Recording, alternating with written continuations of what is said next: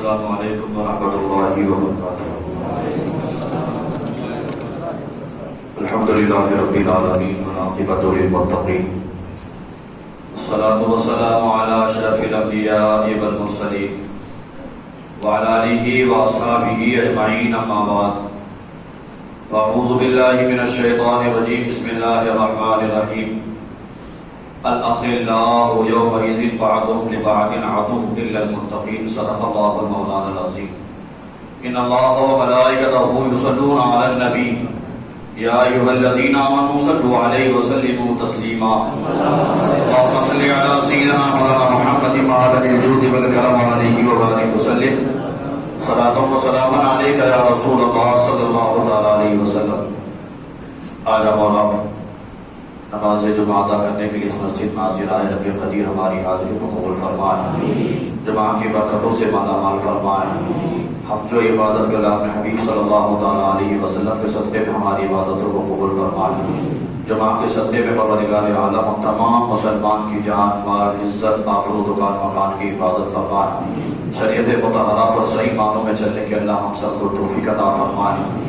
Corona virus جیسی بیماری سے اللہ تبارک و تعالی ہم تمام مسلمان کی حفاظت فرمائے، سارے بیماروں کو شفائے کاملہ عطا فرمائے۔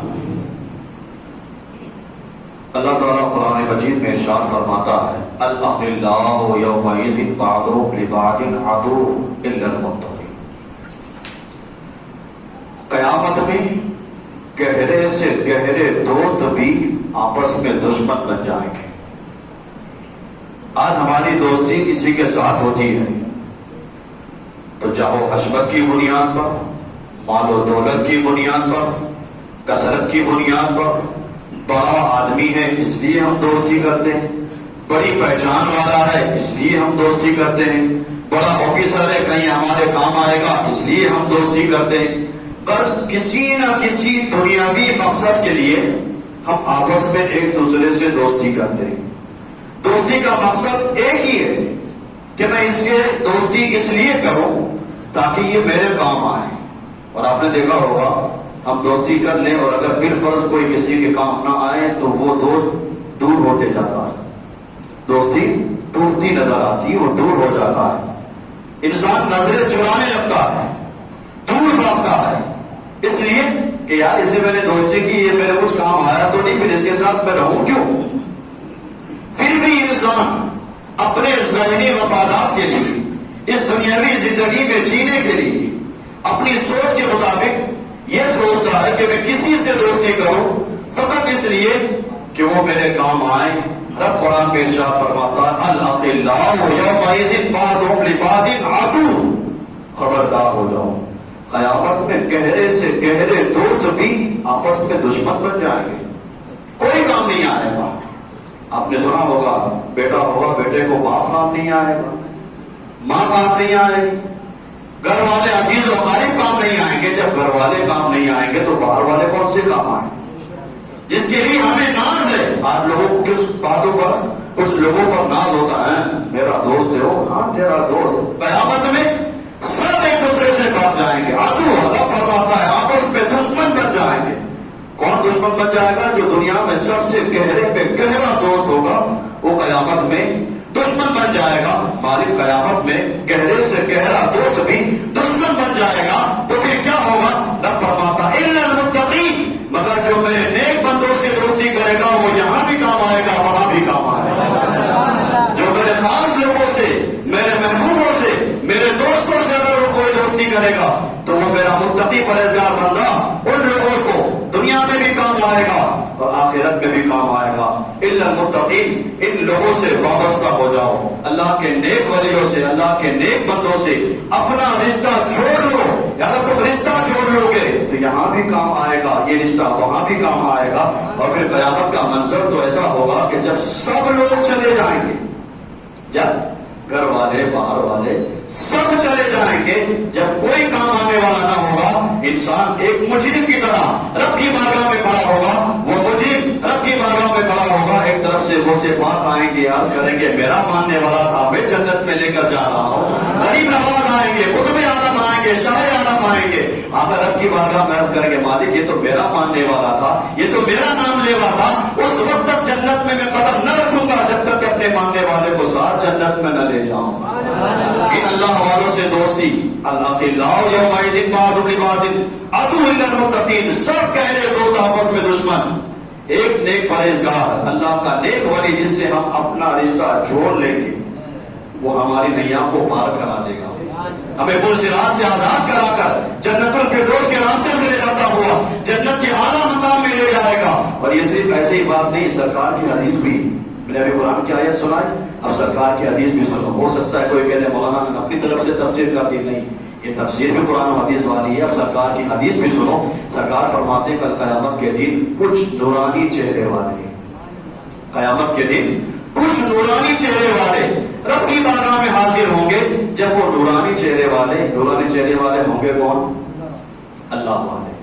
یہ نورانی چہرے والے ہوں گے اللہ والے. آقا فرماتے قیامت کے دن کچھ نورانی چہرے والے رب کی بارگاہ میں حاضر ہوں گے. ابھی وہ نورانی چہرے والے جیسی رب کی بارگاہ میں حاضر ہوں گے, رب فرمائے گا تم تو میرے مہمان ہو, تم میرے مہمان ہو, اور مہمانوں سے سوال جواب نہیں ہوتا.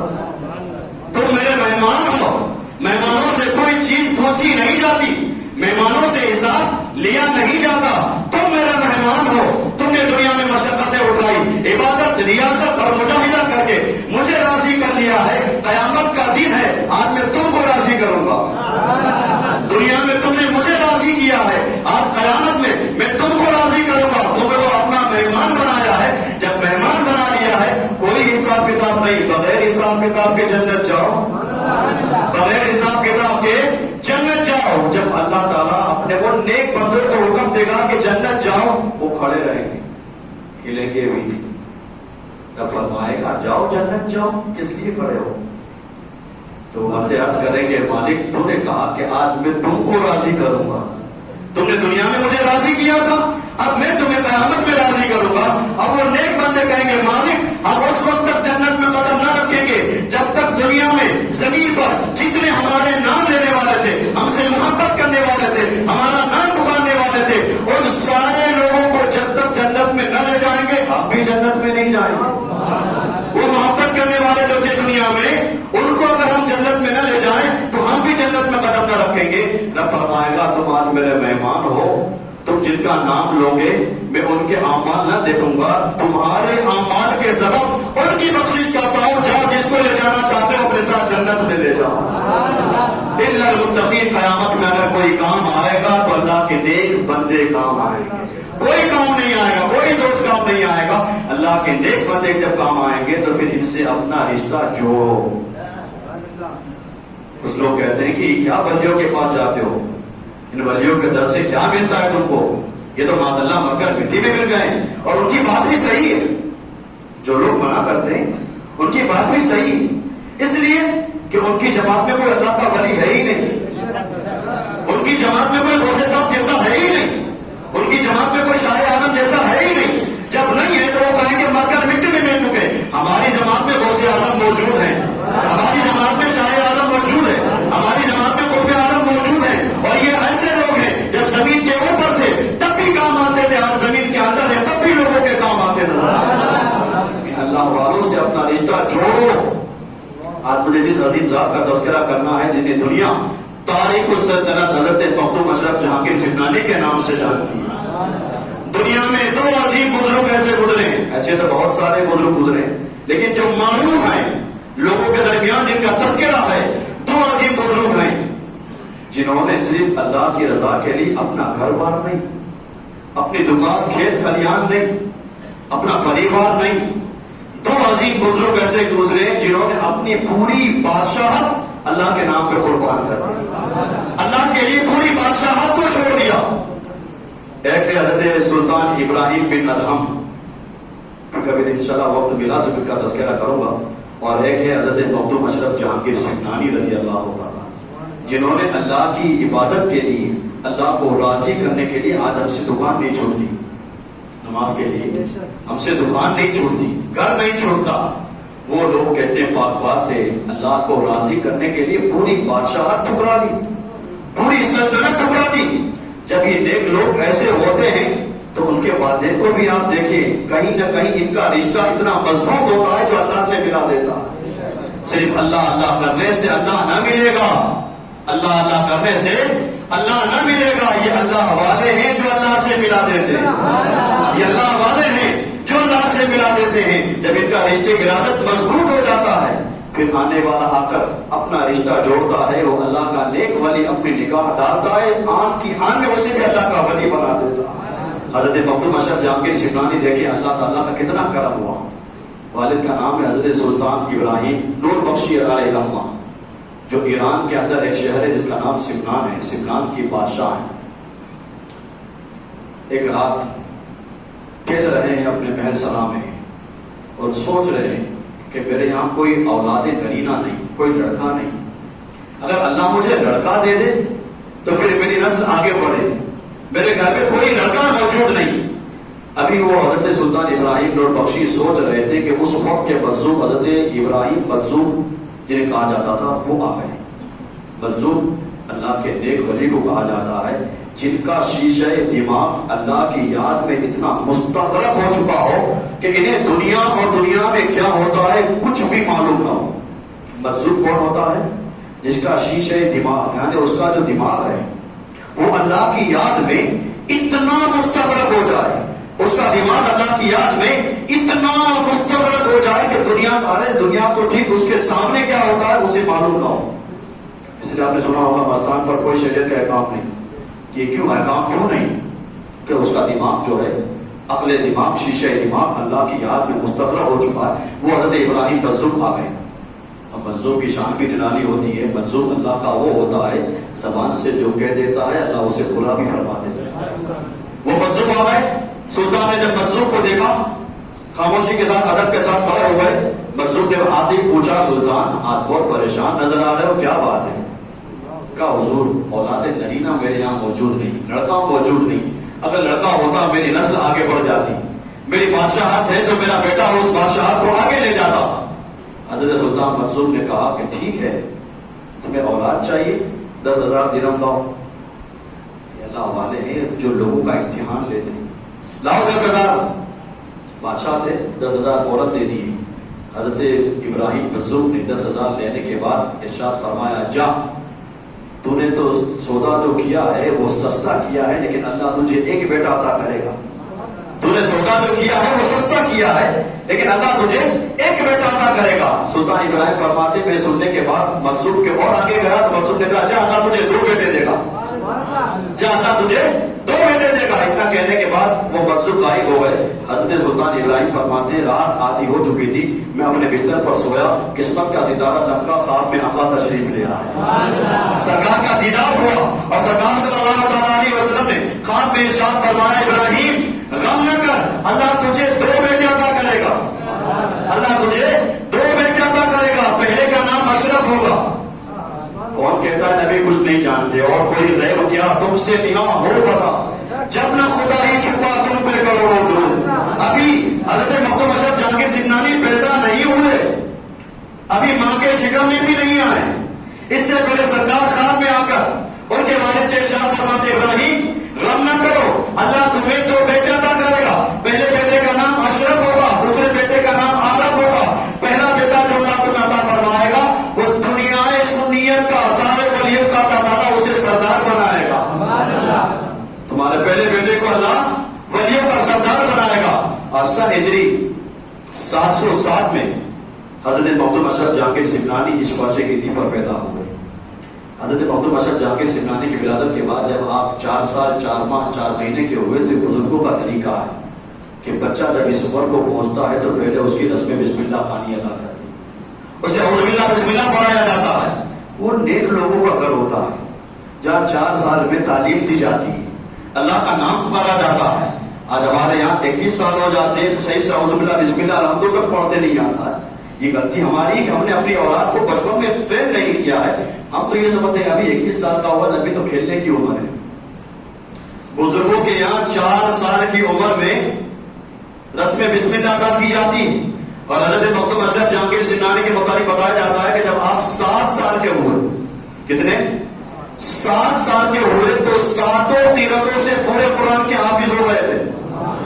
یہ 7 قرت کیا ہے؟ ایک قرت جو ہم جو پڑھتے ہیں، ایسی 7 قرتیں، 7 قرت الگ الگ روایتوں سے الگ الگ روایتیں ہیں. حضرت مخدوم اشرف جہانگیر سمنانی 7 سال کی عمر میں سواد قرات سے پورے قرآن کے حافظ ہو گئے. مکمل قرآن منہ پر یاد کر لیا. آج 21 سال میں ہم قرآن دیکھ کر نہیں پڑھ پاتے. ہمارا نوجوان 21 سال میں قرآن دیکھ کر نہیں پڑھ پاتا. وہ لوگ 7 سال میں اپنے بچے کو قرآن کا حافظ بنا دیتے تھے. ان کے گھر کے اندر یہ ماحول تھا کہ ہمارا بچہ کھیل کود کے لیے نہیں، اللہ کو راضی کرنے کے لیے پیدا ہوا. کیا غوث پاک کے بارے میں آپ نے نہیں سنا؟ حضور غوث پاک جب بچپن کے زمانے میں ایک گائے کے پیچھے بھاگ رہے تھے. غوث پاک آگے آگے گائے جا رہی تھی، پیچھے غوث پاک جا رہے تھے. غوث پاک سوچ رہے تھے میں گائے کی دم پکڑ لوں. گائے آگے جا رہی ہے، پیچھے پیچھے غوث پاک جا رہے ہیں. ابھی غوث پاک اس گائے کی دم پکڑے، اس سے پہلے اللہ نے اس گائے کو زبان عطا فرمائی اور گائے نے پلٹا اور پلٹ کر غوث پاک کی بارگاہ میں کہ عبد القادر، اللہ نے تمہیں اس لیے تو پیدا نہیں کیا ہے. اللہ نے تمہیں اس لیے تو پیدا نہیں کیا ہے. اللہ نے تمہیں اس لیے پیدا کیا ہے کہ تم اللہ کو راضی کرو جو تمہارے در پر آ جائے اس کو کہ اللہ کی بارگاہ تک پہنچاؤ. اللہ نے تمہیں اس لیے پیدا کیا ہے. یہ بزرگوں کے در پر یہ معمول ہوا کرتا تھا. آپ کے رسم بسم اللہ ادا کہانی ہوئی، 7 سال میں آپ قرآن کے حافظ ہوئے اور 14 سال کی عمر مبارکہ میں حضرت مخدوم اشرف جہانگیر سمنانی نے دنیا میں جتنے علوم تھے سارے علوم حاصل کر لی. عالم بھی بن گئے، فاضل بھی بن گئے، مفتی بھی بن گئے. جتنے علوم تھے حضرت مخدوم اشرف جہانگیر سمنانی نے سارے علم حاصل کر لی. جب آپ 15ویں سال کو پہنچے تو آپ کے والد کا انتقال ہوا. حضرت ابراہیم سلطان ابراہیم نور بخشی کا انتقال ہوا. اب سلطنت کی ساری ذمہ داری آتی ہے حضرت مخدوم اشرف جہانگیر سمنانی کے کاندھے پر. اب 65-70 سال کا آدمی کرسی پر بیٹھ کر ہندوستان چلا نہ سکے. مخدوم اشرف جہانگیر سمنانی کی ذات کو دیکھو، 15 سال کی عمر مبارکہ پہ کرسی پر بیٹھے، بڑے بڑے وزراء سب کے سب ہاتھ باندھ کر کھڑے ہیں. اور حضرت مخدوم اشرف جہانگیر سمنانی نے 10 سال حکومت کو چلایا. 1-2 دن نہیں، 10 سال تک حکومت کی. جب آپ کی عمر مبارکہ 25 سال کی ہوئی، دل میں رغبت پیدا ہوئی. دل اندر سے یاد کرتا تھا اللہ کو. اور یہ دل اللہ نے دیا ہے. یہ دل میں کبھی 2 چیز جمع نہیں ہو سکتی. اس دل میں کبھی 2 چیزیں جمع نہیں ہو سکتی، یا تو دنیا یا پھر اللہ. اس دل میں یا دنیا یا اللہ. حضرت مخدوم اشرف جہانگیر سمنانی حکومت بھی کر رہے تھے لیکن دل بے چین تھا. دل کے اندر اضطراب تھا. بس میں اللہ کو راضی کرنا چاہتا ہوں، اللہ کی یاد کرنا چاہتا ہوں. حضرت خضر علیہ السلام آ گئے اور حضرت خضر علیہ السلام نے کہا آ کر کہ اگر تم اللہ کو راضی کرنا چاہتے ہو، عبادت کرنا چاہتے ہو تو سلطنت کو ٹھوکر مارو. ٹھیک ہے، سلطنت کو ٹھوکر مار دی. اب حضرت مخدوم اشرف جہانگیر سمنانی سمنان سے نکلے. وقت کے بادشاہ ماں نے کہا بیٹا تم جا رہے ہو تو ایک بادشاہ ہونے کے ناطے جاؤ. لوگ دیکھے تو کہے کہ بادشاہ کہیں جا رہا ہے، اپنے ساتھ فوج لے کر جاؤ. ماں کی بات تھی. آپ نے کہا چلو ٹھیک ہے. سارے سپاہیوں کو گھوڑوں کو ساتھ میں لیا. آپ آگے بڑھے، سب سپاہیوں کو گھوڑوں کو سکھا چلے جاؤ واپس. میں اللہ کو راضی کرنے جا رہا ہوں، اکیلے جاؤں. اللہ کو راضی کرنے جا رہا ہوں، اکیلے جاؤں گا. پھر سمنا سے وہاں سے سفر کرتے کرتے آپ بہار سے پنڈوا پہنچے. شیخ علاء الدین پنڈوی علیہ رحمۃ الرحمان کی بارگاہ میں، جو آپ کے پیر و مرشد ہے.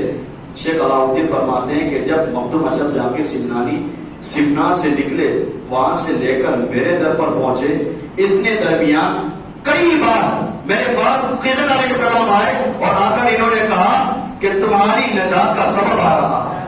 تو جس کا انتظار کر رہے ہو وہ تمہارا انتظار ختم ہو کر وہ اللہ کا ولی آ رہا ہے. اور کتابوں میں لکھا ہے کہ شیخ علاء الحق جب آپ اپنی خانقاہ میں بیٹھتے، مریدوں کے درمیان بیٹھتے، وہاں سے حضرت مخدوم اشرف جہانگیر سمنانی نکل چکے ہیں، راستے میں ہیں، سفر کر رہے ہیں. جب آپ وہاں سے نکل گئے، یہاں آپ کے پیر و مرشد اپنے سارے دوستوں میں، اپنے سارے مریدوں میں بیٹھے ہوتے اور اچانک سے لمبی لمبی سانس لیتے، کچھ سنتے اور ارشاد فرماتے ہوئے یار بھی آیت. اے دوستو تمہیں معلوم نہیں مجھے میرے یار کی خوشبو آ رہی ہے. تمہیں معلوم نہیں مجھے میرے یار کی خوشبو آ رہی ہے. پھر حضرت مخدوم اشرف جہانگیر سمنانی تشریف لائے. شیخ علاء الحق نے ہم کو اپنا مرید فرمایا.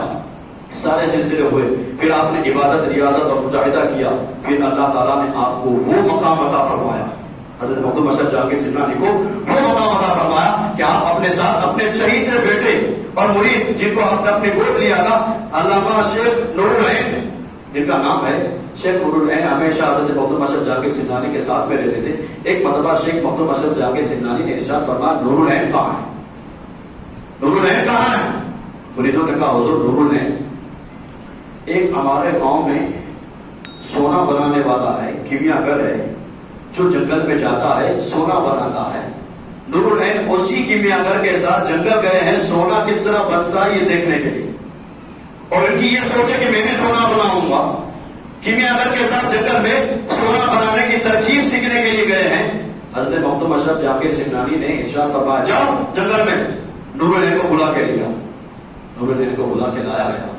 جیسے کھڑے ہوئے حضرت مخدوم اشرف جاکر سمنانی نے ارشاد فرمایا نور العین کہاں تھے، کہاں گئے تھے؟ تو انہوں نے ہاتھ بن کر عرض کی حضور دل میں شوق پیدا ہوا تھا، ایک کیمیا گر ہے سونا بناتا ہے، میں نے بھی سوچا کہ کچھ روزی مل جائے گی، میں بھی سونا بناؤں گا بیچوں گا، مجھے بھی کچھ روزی مل جائے گی، گھر کا خرچہ چلے گا. میں کیمیا گر کے ساتھ جنگل میں سونا کس طرح بنتا ہے یہ دیکھنے کے لیے گیا تھا. حضرت مخدوم اشرف جاکر سمنانی سننے کے بعد تھوڑا مسکرائے، زمین کو دیکھا، زمین پر مٹی تھی. آپ نے مٹی اٹھائی، اپنے ہاتھ پر مٹی لی اور نور العین سے ارشاد فرمایا نور العین دیکھو میرے ہاتھ میں کیا ہے، نور العین دیکھو میرے ہاتھ میں کیا ہے. نور العین نے عرض کی حضور مٹی، یہ مٹی ہے. حضرت مخدوم اشرف جاکر سمنانی نے مٹی کو اپنے ہاتھ میں بند کر لیا، پڑھا، پڑھنے کے بعد دم کیا، پھونک ماری، پھونک مارنے کے بعد ہاتھ کو کھولا، کھولنے کے بعد نور العین سے پوچھا نور العین بتاؤ میرے ہاتھ میں کیا ہے؟ نور العین نے عرض کی حضور یہ تو اب سونا بن چکی ہے، یہ مٹی اب سونا بن چکی ہے. حضرت مخدوم اشرف جاکر سمنانی نے ارشاد فرمایا بیٹا تمہیں کسی اور کے پاس جانے کی ضرورت نہیں، میں موجود ہوں. تمہیں بھی اسی جگہ پر جانے کی اجازت نہیں، کہیں جانے کی ضرورت بھی نہیں، میں تمہارے پاس موجود ہوں. بیٹا کسی کیمیا گر کے پاس جا کر کیا کرو گے؟ اللہ نے تمہیں بھی ایسا دیا ہے، تم اس کے پاس بیٹھے رہو، اس کے پاس بیٹھے رہو گے. اللہ تمہیں وہ نگاہ عطا فرمائے گا کہ جس پر تم نگاہ ڈالو گے اللہ اسے بھی سونا بنا دے گا. تم میرے پاس آئے ہو، کسی امیر فقیر کے پاس نہیں، اللہ کے مقبول کے پاس آئے ہو، پھر اللہ تمہیں بھی وہ نگاہ عطا فرمائے گا. اپنے اندر وہ کشش پیدا کرو، وہ روحانی تصرفات پیدا کرو کہ اگر مٹی پر بھی نگاہ ڈالو تو وہ مٹی بھی سونا بن جائے. یہی حضرت مخدوم اشرف جاکر سمنانی ایک مرتبہ راستے سے جا رہے تھے، آپ نے کچھ چرواہوں کو دیکھا، چرواہوں سے پوچھا کہ مجھے یہ دور راستے پر جانا ہے، سفر کرنا ہے، راستہ پوچھا. آج لوگ کبھی مذاق میں راستہ غلط بتاتے ہیں، لوگوں کو پریشان کرنے کے لیے راستہ غلط بتاتے ہیں. یہ اسلام میں کرنا منع ہے کسی مسلمان کو، اور اگر وہ مسلمان نہیں وہ اللہ کے مخلوق تو ہے، کسی کو بھی تکلیف دینا اسلام اس کی اجازت نہیں دیتا. حضرت مخدوم اشرف جاکر سمنانی راستے سے جا رہے تھے، کچھ چرواہے کھڑے تھے. آپ نے پوچھا کہ مجھے راستے سے جانا ہے، دور جانا ہے، یہ کون سی طرف سے راستہ وہاں پہنچائے گا؟ چرواہوں نے مذاق اڑایا اور اپنے اندر بات کی کہ بابا کو دریا والا راستہ بتاتے ہیں، خشکی والا راستہ نہیں، صاف راستہ نہیں، دریا والا راستہ بتاتے ہیں. بس یہ دریا کے راستے پر پہنچیں گے، کنارہ دیکھیں گے، واپس آ جائیں گے، واپس آئیں گے تو ہم ان کا مذاق اڑائیں گے. ان چرواہوں نے دریا والا راستہ بتا دیا، وہ چرواہے بھی پیچھے پیچھے چلنے لگے. حضرت مخدوم اشرف جاکر سمنانی اپنے سارے جتنے لوگ تھے ان کے ساتھ دریا کنارے پہنچے. لوگوں نے عرض کی حضور اب یہاں تو دریا ہے، اب آگے کیسے جائیں گے؟ حضرت مخدوم اشرف جاکر سمنانی نے ارشاد فرمایا میرے ساتھ آئے ہو غم نہ کرو، اللہ ہمارے ساتھ ہے.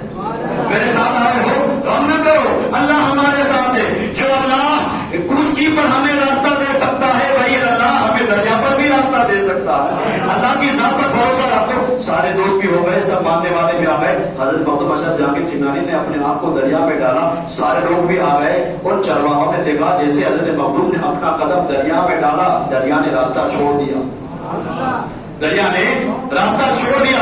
حضرت مخدوم اشرف جاکر سمنانی اپنے ساتھیوں کے ساتھ دریا پار کر آگے نکل گئے. یہ اللہ والوں کی شان ہے. ایک مرتبہ حضرت مخدوم اشرف جاکر سمنانی راستے سے جا رہے تھے، کچھ لوگوں کو مذاق سوجی، ایک نوجوان لڑکے کو لٹایا اور اس کو چہرہ باندھ دیا. حضرت مخدوم اشرف جاکر سمنانی تشریف لائے. لوگوں نے آ کر عرض کی حضور جنازہ تیار ہے، آپ نماز جنازہ پڑھائیے. ان لوگوں کی مرضی منشا یہ تھا کہ جیسے ہی مخدوم صاحب نماز پڑھائیں گے جنازے کی، یہ نوجوان لڑکا کھڑا ہو جائے گا. नौजवान लड़का जैसे ही खड़ा हो जाएगा हम जोर जोर से हंसेंगे और हजरत मखदूम अशरफ जहांगीर सिंगानी का मजाक उड़ाएंगे। जैसे ही उन्होंने नौजवान को लिटाया, चेहरा बांध दिया, हजरत मखदूम की बारगाह में अर्ज की, हुजूर नौजवान है, जनाजा तैयार है, आप नमाज जनाजा पढ़ाइए।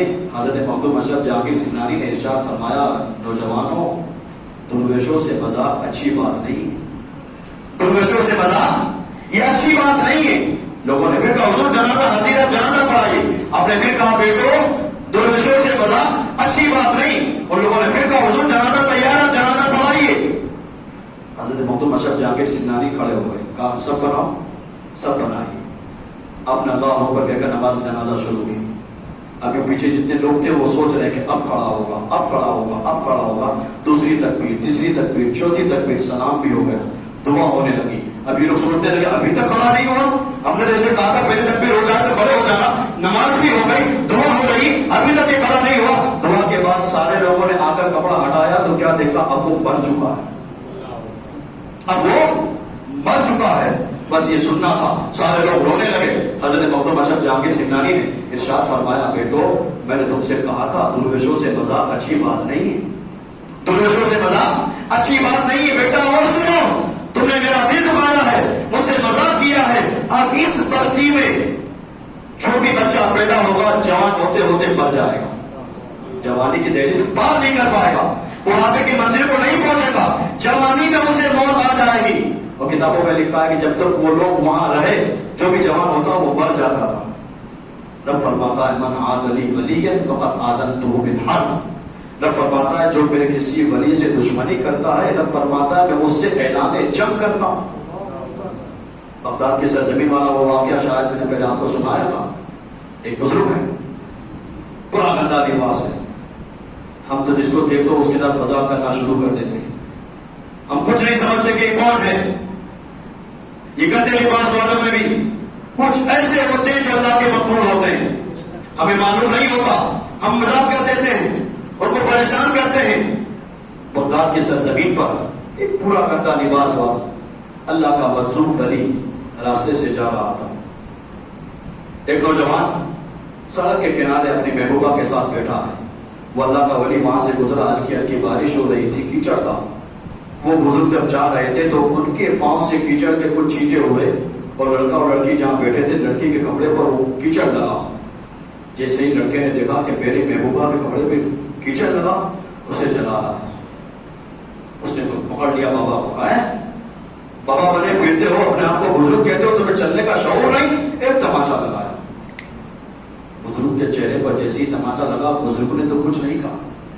ये भी याद रखें, जब अल्लाह वाले को हम परेशान करते तो अल्लाह वाला तो कुछ नहीं कहता, लेकिन अल्लाह अलीम मिजाज सुरूर है, वो दिलों के हाल को भी जानता है। तुम क्या कर रहे हो अल्लाह सब कुछ जानता है। उस नौजवान ने उस बुजुर्ग के चेहरे पर तमाचा लगाया। वो बुजुर्ग ने आसमान की तरफ निगाह उठाई, आगे बढ़े। आगे आपका एक मुरीद खड़ा था, मुरीद दूध बेच रहा था। मुरीद ने कहा हुजूर दूध पी लीजिए। खूब मेहनत समाजत की, दूध का कटोरा बुजुर्ग के हाथ में दिया। बुजुर्ग ने दूध का कटोरा अपने हाथ में लिया, दूध पिया। दूध पीने के बाद फिर अल्लाह की बारगाह में आसमान की तरफ निगाह उठाई, अर्ज की मालिक तेरी शान भी निराली है। दूध पीने के बाद अर्ज की मालिक तेरी शान भी निराली है। कहीं दूध पिलाता है, कहीं तमाचे खिलवाता है, तेरी शान भी निराली है। कहीं दूध पिलाता है, कहीं तमाचे खिलाता है। दूध पीने के बाद वो बुजुर्ग आगे बढ़े। अभी आप थोड़ा ही आगे बढ़े थे कि पीछे से लोग भागते भागते आ गए बुजुर्ग के पास, कदम पकड़ ली। कहा हुजूर माफ कर दीजिएगा, क्या हो? कहा हुजूर माफ कर दीजिएगा, हुआ क्या बताओ तो सही। तो लोगों ने कहा हुजूर जिस इंसान ने, जिस नौजवान ने आपको तमाचा लगाया, आप तो आगे बढ़ गए, तमाचा मारने के बाद वो नौजवान अपने घर पे सीढ़ी से ऊपर जा रहा था, पैर फिसला, ऊपर से गिरा, जमीन पर आया, जमीन पर आते आते वो मर गया। जिसने आपको एक तमाचा लगाया था, पैर फिसला सीढ़ी से, जमीन पर आया और जमीन पर आते आते वो मर गया। हुजूर आप माफ कर दीजिए, हम जानते हैं कि उसने गुस्ताखी की है, आप माफ कर देंगे, अल्लाह राजी हो जाएगा, आप माफ कर दीजिए। आपने इरशाद फरमाया बेटो मैंने तो कुछ नहीं किया, बेटो मैंने तो कुछ नहीं किया। हुजूर आपने अगर नहीं किया तो ये नौजवान मरा कैसे? अभी तक अच्छा खासा था, आपके आगे जाने के बाद ये नौजवान मरा कैसे? हुजूर आप भी सब कुछ कर सकते हैं, आप कुछ कर दीजिए। उस वक्त मज़लूम ने इरशाद फरमाया दोस्तों दरअसल बात यह है कि जब कीचड़ का चींटा उड़ा उस लड़की के कपड़े पर, اس کے دوست کو جلال آیا، اس کے دوست نے مجھے مارا، جب مجھے مارا تو میرے یار کو بھی جلال آیا، پھر میرے یار کو بھی جلال آیا، اس کے دوست کو جلال آیا، اس نے مجھے تماچا مارا، میرے یار کو جلال آیا، اس نے اس کی جان ہی دے دی۔ آپ سوچ لیجیے، یہ اللہ والے ہیں، اگر ہم ان کے ساتھ مذاق کرتے ہیں، انہیں پریشان کرتے ہیں، اللہ سب کچھ جانتا، پھر ہمارے اوپر مصیبتیں آتی۔